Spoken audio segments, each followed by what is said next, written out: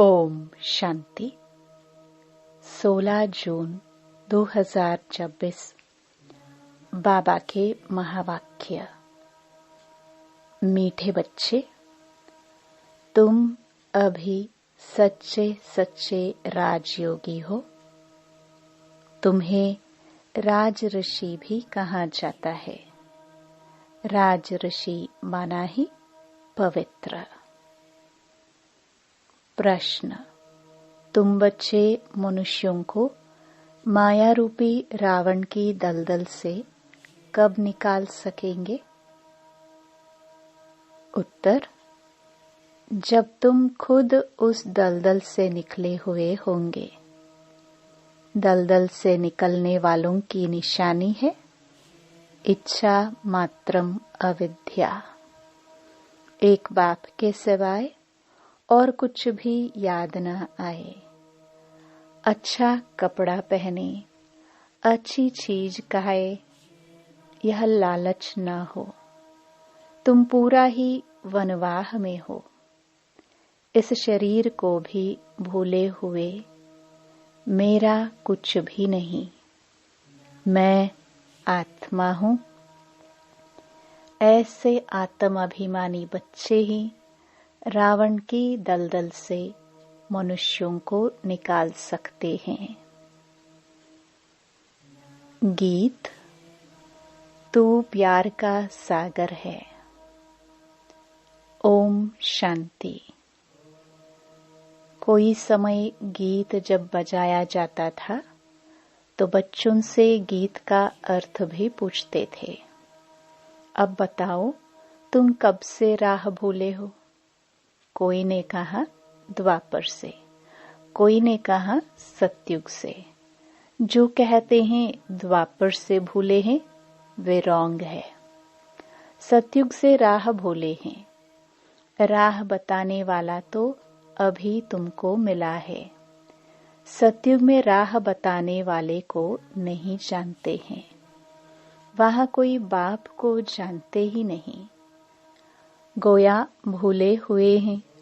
भूलना भी ड्रामा में नूंद है। फिर अभी राह बताने आए हैं। कहते हैं ना, प्रभु राह बताओ।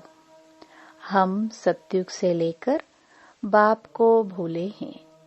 बाबा प्रश्न पूछते हैं बुद्धि चलाने लिए। यह ज्ञान ही निराला है ना। ज्ञान का सागर बाप ही है। बाप सम्मुख समझाते हैं।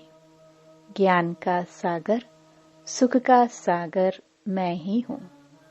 तुम भी जानते हो, बरोबर पतित पावन भी एक ही बाप है। यह तो भक्ति वाले भी मानते हैं। पावन दुनिया है ही शांति धाम और सुख धाम। अब सुख धाम और दुख धाम आधा आधा है। यह तो बच्चे अच्छी रीति जानते हैं। बाप प्यार का सागर है, तभी तो सब उनको फादर कह पुकारते हैं। परंतु वह कौन है, कैसे आते हैं, यह भूल जाते हैं। 5000 वर्ष की बात है। बरोबर इन देवी देवताओं का राज्य था। सतयुग में है सदगति। फिर दुर्गति कैसे होती है, कौन बताए? बाप ही आकर समझाते हैं। द्वापर से तुम्हारी दुर्गति हुई है, तब तो बुलाते हैं। तुम समझते हो, यह कोई नई बात नहीं है। बाप कल्प कल्प आते हैं। अभी निराकार बाप आत्माओं को समझाते हैं। कोई भी अपनी आत्मा को नहीं जानते। ऐसे कभी कोई नहीं बताएंगे कि हमारी आत्मा में सारा पाठ भरा हुआ है। कभी नहीं कहेंगे कि मैं अनेक बार यह बना हूँ, पाठ बजाया है। ड्रामा को वह जानते ही नहीं। करके लाखों हजार वर्ष कहे, फिर भी ड्रामा तो है ना। ड्रामा रिपीट होता है। यह तो कहेंगे ना, यह ज्ञान बाप ही बच्चों को सम्मुख देते हैं, मुख से बात कर रहे हैं। तुम जानते हो, हमको शिव बाबा ने ब्रह्मा द्वारा अपना बनाए ब्राह्मण बनाया है। शिव बाबा का यह बच्चा भी है, वन्नी स्त्री भी है। देखो कितने बच्चों की संभाल की जाती है। अकेला मेल होने के कारण सरस्वती को मददगार बनाया है कि बच्चों को संभालो। यह बातें शास्त्रों में नहीं है, यह है प्रैक्टिकल। बाप ही राजयोग सिखाते हैं। जिनको राजयोग सिखाया वह राजाए बने, 84 जन्मों में आए। बाइबल, कुरान, वेद शास्त्र आदि पढ़ते तो बहुत हैं, परंतु समझते कुछ भी नहीं है। अभी तुम कोई तत्व योगी नहीं हो। तुम्हारा तो बाप से योग है, अर्थात बाप की याद है। तुम अभी राजयोगी, राज ऋषि हो, अर्थात योगी राज हो। योगी पवित्र को कहा जाता है। स्वर्ग की राजाई लेने लिए तुम योगी बने हो। बाप पहले पहले कहते हैं पवित्र बनो। योगी नाम ही उनका है। तुम सब राजयोगी हो। यह तुम ब्रह्मा मुख वंशावली ब्राह्मणों की बात है। तुमको राजयोग सिखा रहे हैं। स्टूडेंट हो गए ना। स्टूडेंट्स को कब टीचर भूलेगा क्या? जानते हो, शिव बाबा हमको पढ़ा रहे हैं, परंतु माया फिर भी भुला देती है। तुम अपने पढ़ाने वाले टीचर को भूल जाते हो। भगवान पढ़ाते हैं, यह समझे तब तो नशा चढ़े। स्कूल में ICS पढ़ते हैं तो कितना नशा रहता है। तुम बच्चे तो 21 जन्मों के लिए यह राज्यों की पढ़ाई पढ़ते हो। पढ़ना तो फिर भी होता है। राज विद्या भी पढ़नी पड़े, भाषा आदि सीखनी पड़े। तुम बच्चे समझते हो, सतयुग से हम यह राह भूलनी शुरू करते हैं।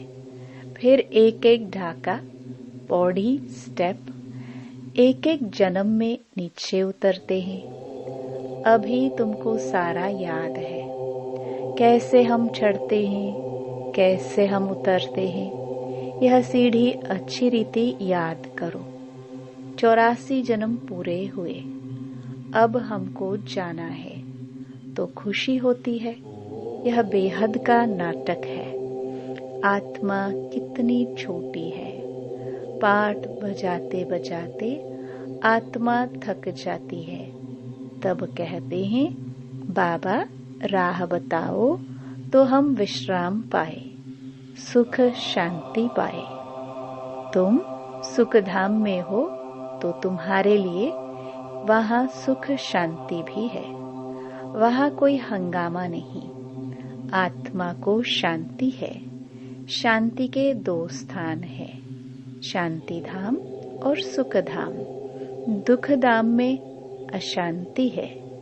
यह पढ़ाई है। तुम जानते हो, हमको बाबा सुख धाम वया शांति धाम में ले जा रहे हैं। तुमको कहने की दरकार नहीं।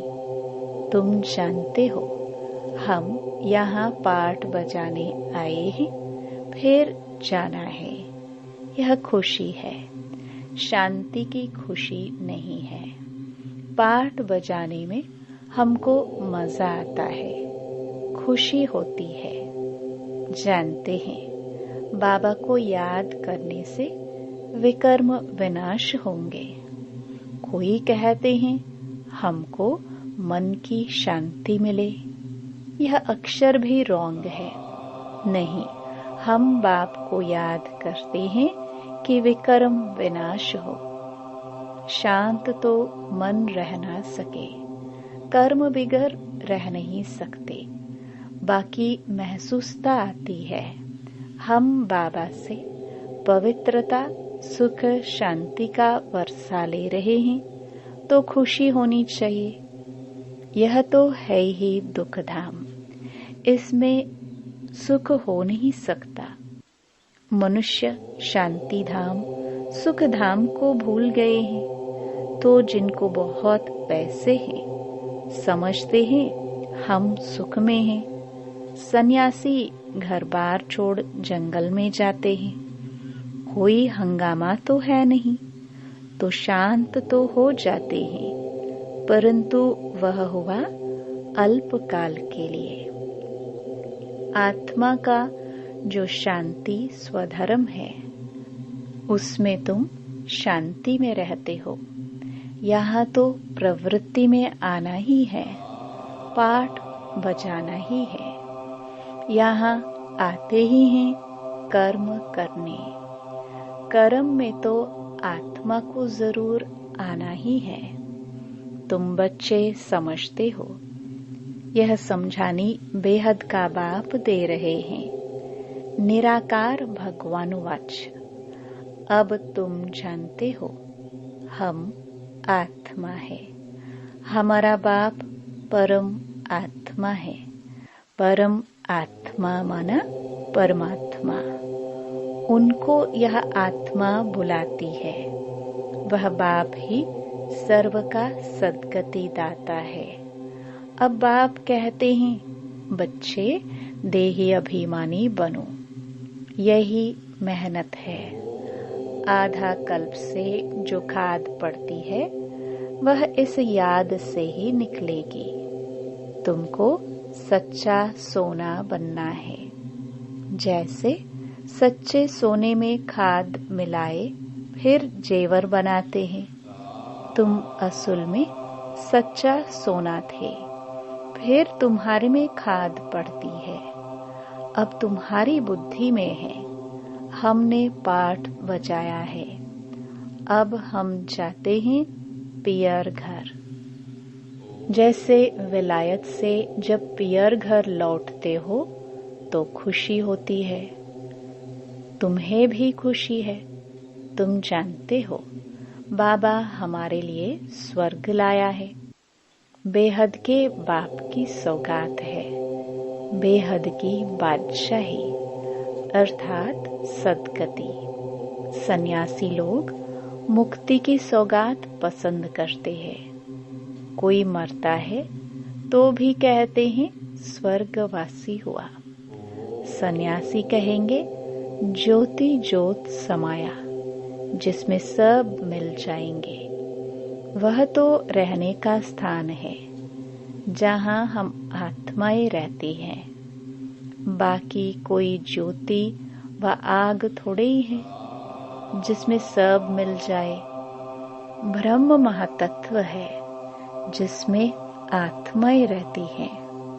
बाप भी वहाँ रहते हैं। वह भी है बिंदी। बिंदी का किसको साक्षात्कार हो तो समझ नहीं सकेंगे। बच्चे बहुत कहते हैं बाबा याद करने में दिक्कत होती है। बिंदी रूप को कैसे याद करें? आधा कल्प तो बड़े लिंग रूप को याद किया। वह भी बाप समझाते हैं बिंदी की तो पूजा हो ना सके। इनका मंदिर कैसे बनाएंगे? बिंदी तो देखने में भी ना आए, इसलिए शिवलिंग बड़ा बनाते हैं। बाकी आत्माओं के सालिग्राम तो बहुत छोटे छोटे बनाते हैं। अंडे मिसल बनाते हैं। कहेंगे पहले यह क्यों नहीं बताया? परमात्मा बिंदी मिसल है।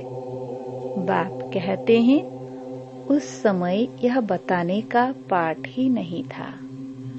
अरे तुम ICS शुरू से क्यों नहीं पढ़ते हो? पढ़ाई के भी कायदे हैं ना।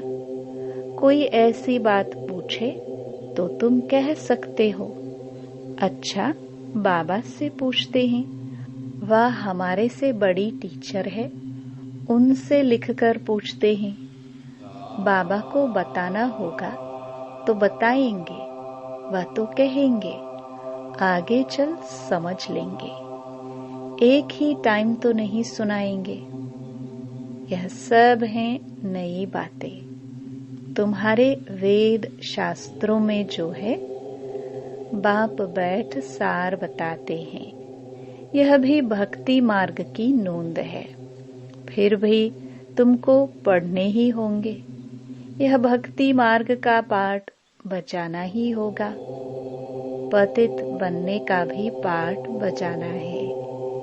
कहते हैं भक्ति के दुबन में फंस गए हैं। बाहर से तो खूबसूरती बहुत है, जैसे रुण्य के पानी का मिसाल देते हैं। भक्ति भी सुहानी आकर्षक बहुत है। बाप कहते हैं यह रुण्य का पानी है, मृग तृष्णा समान। इस दुबन में फंस जाते हैं, फिर निकलना ही मुश्किल हो जाता है। एकदम फंस पड़ते हैं, जाते हैं औरों को निकालने, फिर खुद ही फंस पड़ते हैं। ऐसे बहुत फंस पड़े। आश्चर्यवत सुनंती कथंती औरों को निकालवंती, चलते चलते फिर खुद फंस पड़ते हैं।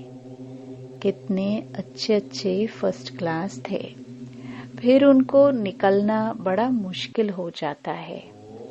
बाप को भूल जाते हैं तो दुबन से निकालने में कितनी मेहनत लगती है। कितना भी समझाओ बुद्धि में नहीं बैठता। अब तुम समझ सकते हो कि हम माया रूपी रावण की दलदल से कितना निकले हैं। जितना जितना निकलते जाते हैं, उतना उतना खुशी होती है। जो खुद निकला होगा, उनके पास शक्ति होगी दूसरे को निकालने की। बाण चलाने वाले कोई तीखे होते हैं, कोई कमजोर होते हैं। भील और अर्जुन का भी मिसाल है ना। अर्जुन साथ रहने वाला था। अर्जुन एक को नहीं, जो बाप के बनकर बाप के साथ रहते हैं, उनको कहा जाता है अर्जुन। साथ में रहने वाले और बाहर में रहने वाले की रेस कराई जाती है। भील अर्थात बाहर रहने वाला तीखा चला गया। दृष्टांत एक का दिया जाता है। बात तो बहुतों की है, तीर भी यह ज्ञान का है। हर एक अपने को समझ सकते हैं। हम कितना बाप को याद करते हैं और कोई की याद तो नहीं आती है। अच्छी चीज पहनने व खाने की लालच तो नहीं रहती। यहाँ अच्छा पहनेंगे तो वहाँ कम हो जाएगा। हमको यहाँ तो वनवाह में रहना है।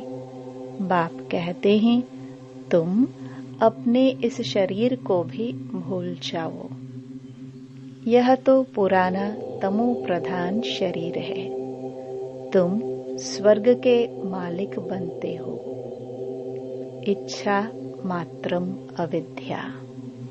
बाप कहते हैं तुम यहाँ जेवर आदि भी नहीं पहनो। ऐसे क्यों कहते हैं? इसके भी अनेक कारण हैं। कोई का जेवर गुम हो जाएगा तो कहेंगे वहां बीके को देकर आई है, और फिर चोर चकार भी रास्ते चलते छीन लेते हैं। आजकल माइया भी लूटने वाली बहुत निकली है। फीमेल भी डाका मारती है। दुनिया का हाल देखो क्या है। तुम समझते हो यह दुनिया बिल्कुल वेश्यालय है। हम यहाँ शिवालय में बैठे हैं शिव बाबा के साथ। वह सत्य है, चैतन्य है, आनंद स्वरूप है। आत्मा की ही महिमा है।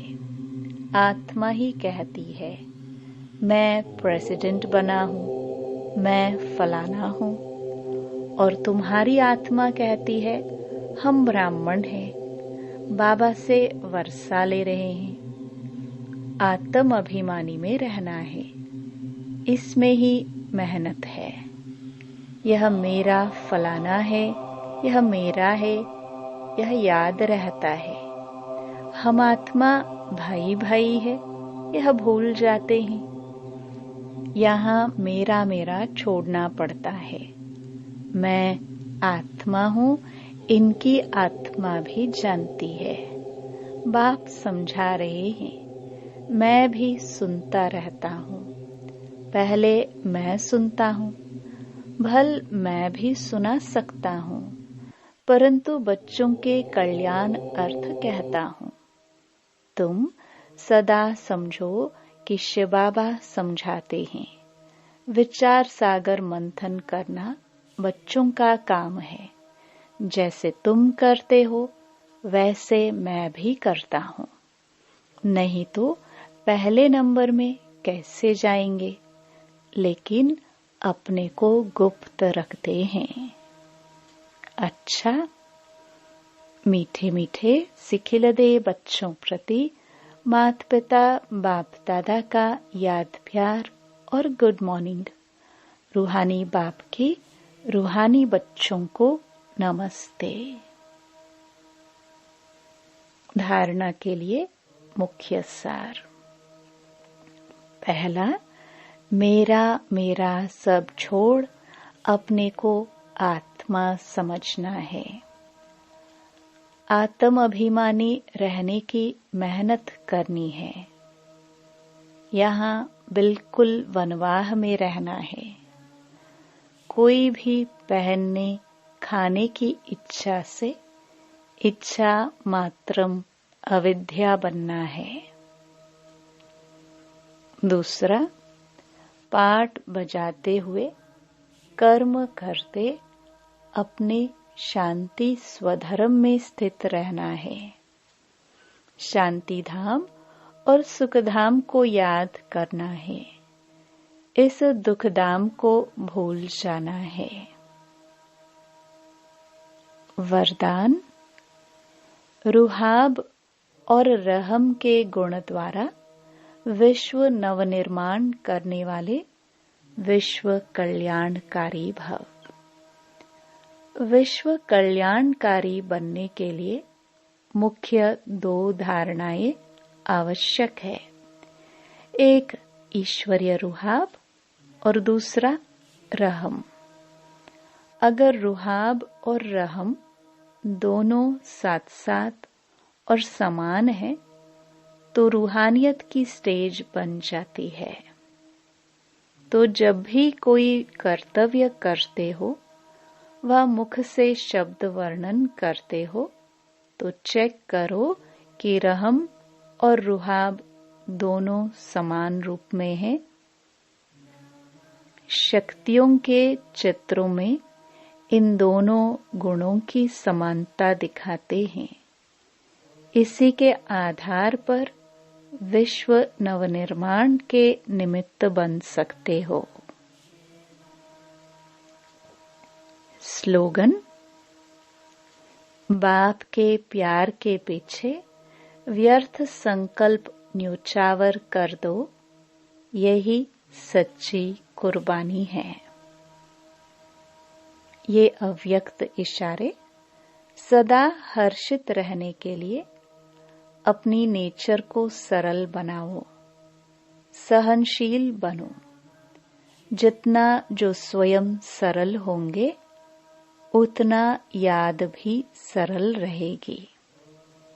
जितना जो हर बात में स्पष्ट अर्थात साफ होगा उतना सरल होगा। जो जैसा स्वयं होता है वैसे ही उनकी रचना में भी वही संस्कार होते हैं। तो हर गुण के प्रैक्टिकल स्वरूप एग्जाम्पल बनो। ओम शांति।